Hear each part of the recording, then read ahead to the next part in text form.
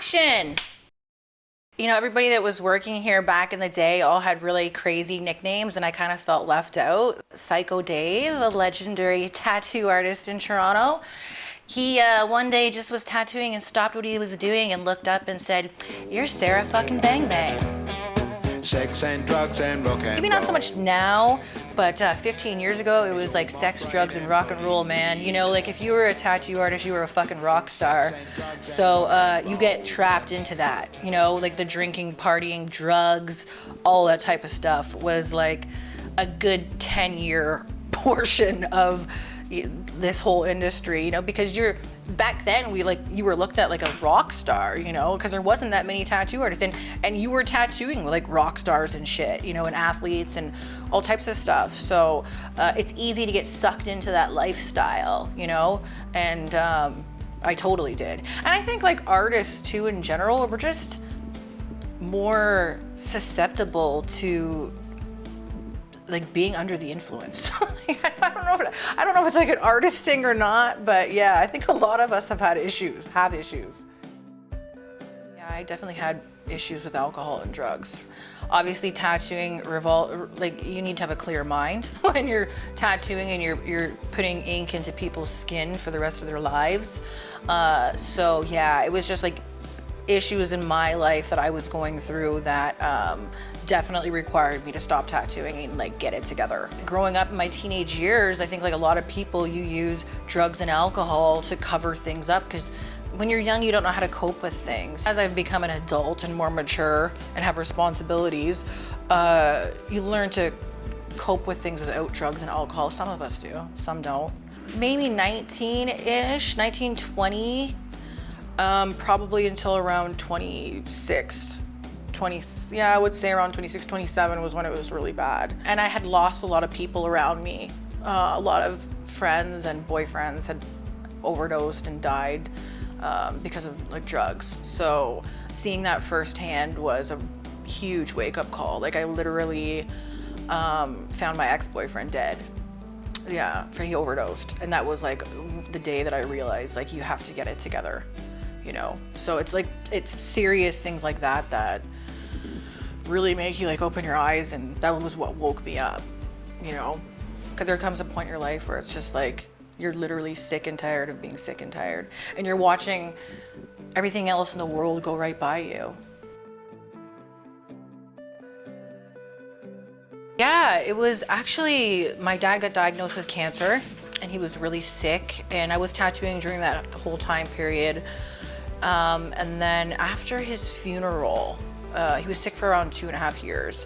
After his funeral, I had like a mental breakdown, actually at the shop. And I just decided I needed a break. So I took like 2.5 months off from tattooing at that point, just to kind of like heal from the loss of my dad and other things. I think I needed it. So yeah, that was the one break. And actually during that time, I said I'm done tattooing, you know, but like I said, it's in my veins. I can't stay away from it, you know? I was setting up for a tattoo, and I was in the shop alone, and this was about 2 months after my dad's celebration of life, because he didn't want a funeral, so we had like a big party. He's kind of like me, you know? So I was sitting there, I was actually setting up for a tattoo, and I wasn't even thinking about my dad at all. And I saw a flash of light behind me. It was really crazy. And I was alone in the shop. And I turned around to see if someone was behind me. And when I turned around, there was like, my dad was there. Now it wasn't like a ghost figure of my dad. I can't explain it. Nothing like this has ever happened to me in my life before, but my dad was there. And he was like smiling. He was cancer free because his cancer like was in his face, so it messed up his whole face. And he was happy, and he literally was like, "You're so cool, like you're doing such a good job," you know. And then I just sat there for a second and took it in, and yeah. And then like 2 minutes later, the song Stairway to Heaven by Led Zeppelin was playing on the radio, ironically, which was one of his favorite songs. And it was just like, at that point, I was just like overwhelmed, you know? And I said to the owner of the shop, who was a friend, who also has passed away, and No. But I said to him, like, I don't know how much time I need off, but I know I need to leave, you know, and just take some time for myself and kind of absorb everything that just happened over the last 2.5 years, you know, and especially at this point in my life being like drug free, you know, and not using drugs and alcohol to put a blanket over everything.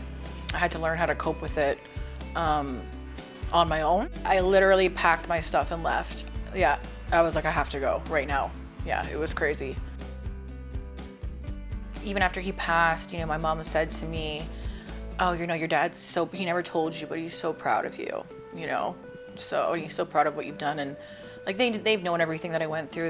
I've always been pretty open with my parents, and it's kind of hard to hide stuff like that, right? So yeah, the fact that she told me that after he died, because he was kind of like one of those guys that never really, like, you know, talked about his emotions. He's like old school, so the fact that he said that after. But yeah, they were always supportive. I always knew, you know. They maybe didn't want me to be fully tattooed, but they supported the career. And then I came back like here where it all started again, which is crazy because, like I said, I started here in 2007 and I didn't even know that. And then there's a picture hanging on the wall over there that I drew, and it's dated. And I'm like, oh my God, like that's when I started here. It's so long ago. It doesn't feel like that, but yeah, I'm definitely happy to be here.